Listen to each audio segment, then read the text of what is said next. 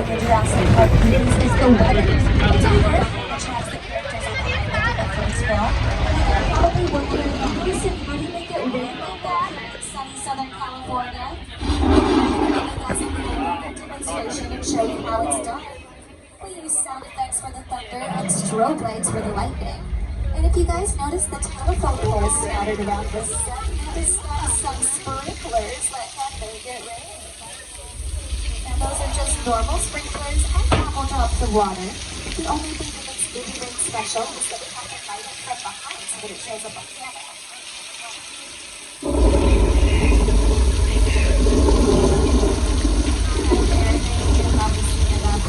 Water. Oh, is it not working? I think it's so. You know what? I think I have it to another train this morning, and they had a little bit of a flood, so everyone just hold tight.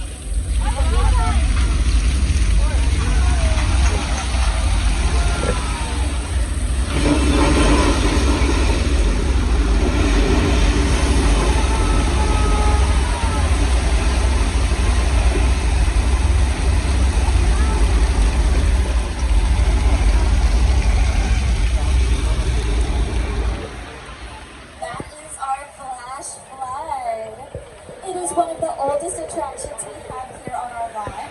You guys have probably seen it in Big Fat Liar.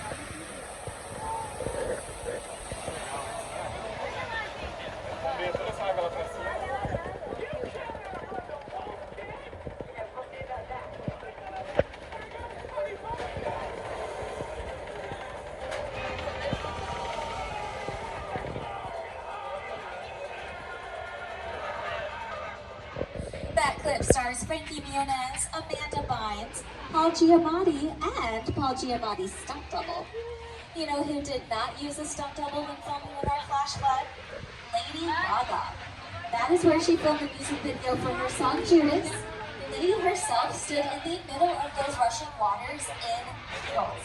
Talk about commitment. We are now entering our western sets. These are some of the most historic sets we have here on our back lot. We call them 6 points because back in the silent film era, we had 6 different western streets that all met in the middle, kind of like the spokes on a wagon wheel. At that time, we could film up to 6 silent movies simultaneously, and because of that, Universal put out over 200 silent western movies in its first year of operations. These sets have been seen more recently in Quentin Tarantino's Once Upon a Time in Hollywood. That, of course, stars Brad Pitt, Leonardo DiCaprio, and Margot Robbie. Brad Pitt won his Academy Award for Best Actor for that movie, and that movie features about 40 minutes of runtime filmed right on this street. That is almost half the movie. Back in 1915, when we first opened our gates, our founder, Carl Lindley, opened the gates to the public and invited you guys to come in and watch movies being made. We still invite audiences in, but now we put them in the sound stages off to your left. Those are currently home to The Voice, which is hard at work filming its current season with its newest coach, Reba McEntire. Now that little body of water on your left is called Park Lake or the Hollywood Ocean. Now it has had quite the career here at Universal. It's been in movies like Showboat, but my personal favorite is when it played the Amazon River in The Creature from the Black Lagoon.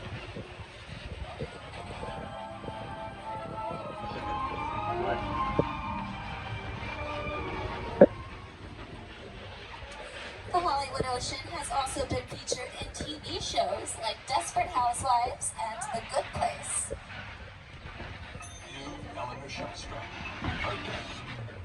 Cool. Location. Afterlife. I've never ever seen this. You're in the good place. I'm not supposed to be here. I can't risk going to the bad place. Maybe it's not all that bad. Oh, yeah. How can I help you? What is the bad place like?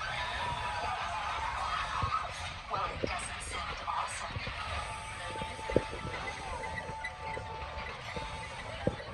We are now in our Little Europe sets. Little Europe is home to the afterlife for all 4 seasons of The Good Place. It's also been seen in movies like a couple of the Pirates of the Caribbean movies. It was where we filmed Rodgers and Hammerstein's Cinderella, starring Brandy and Whitney Houston. It even played Genovia in the Princess Diaries 2 Royal Engagement, starring Julie Andrews and Anne Hathaway. This is where we filmed the parade scene where Princess Mia rescues a teeny tiny Abigail Breslin from some bullies. Coming up on your right-hand side, we have our Court of Miracles. Court of Miracles gets its name from our movie The Hunchback of Notre Dame, which turned 100 years old last year.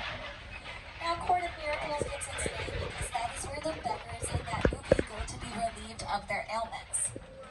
Court of Miracles is special for one other reason, though. That is the birthplace of the classic Universal monster movies. When the Great Depression hit America, it hit the Hollywood movie studios as well. Each studio needed to pick a genre, something that they knew would be successful for them at the box office. Warner Brothers did gangster movies, MGM did movie musicals, and here at Universal, we made monster movies. Now, monster movies and the horror genre as a whole did not exist until we invented it.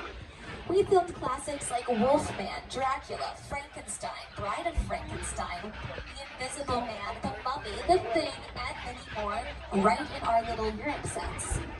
Now, Dracula did something that was unprecedented at the time. They filmed 2 versions of that movie simultaneously. During the day, we had an English-speaking cast and crew come in and film their versions of scenes. And then at night, we had a Spanish-speaking cast and crew come in and film their versions of the same scenes.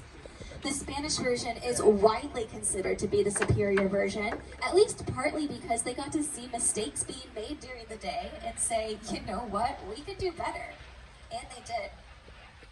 We are now approximately halfway through our tour, so I just want to remind everyone to remain seated during the entire tour. The studio is private property, and if you drop your phone or you just can't wait to use the restroom, pull that red cord to get my attention, and I'll be back to assist you, but please remain seated on the tram. So far on our tour, we've survived a flash flood, a dinosaur attack, an encounter with King Kong, and we've even been to Europe. I think we've earned ourselves a little vacation. My favorite spot for some